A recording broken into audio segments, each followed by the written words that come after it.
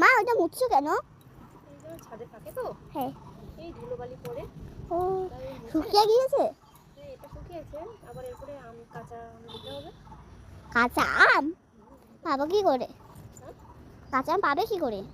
কাঁচা আম কেমন করে পায়? সব ভালো করে মুছে নিতে হবে, জানো? ও আরে এটা কি আজকে বানিয়েছো? ও আর একটা থালা কই? ভালো না, এটার উপরে দিতে হয় না। ঠিক আছে। আম সব ঠিক আছে এই দেখো ভালো করে সবগুলো এরকম করে মুছে নিতে হবে, জানো? এটা আবার মুছছো কেন? এটা ছোট না, এটা মুছতে হবে না। সবটাতেই ভালো করে না, এগুলো ভালো করে না মুছলে পরে যখন খাবে আম শক্ত শুকিয়ে যাবে। এটা কি কাঁচা? এটা কাঁচা, এটা দিয়ে আবার শুকাতে হবে। আজকে অনেকটা হয়ে গেছে তো, শুকাবে পুরো হয়ে যাবে। তোর আজকে বেশি আমার মা মা দাও এটা করে হয়ে দিতে হবে, কিন্তু এটা যেন আরও পাতলা করে দিলে তাড়াতাড়ি শুকিয়ে যায়।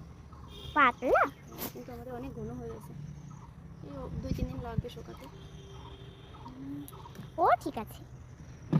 বৃষ্টি যদি পড়ে। দেখো কারা কারা বাড়িতে আম শক্ত দাও জানিও। এটা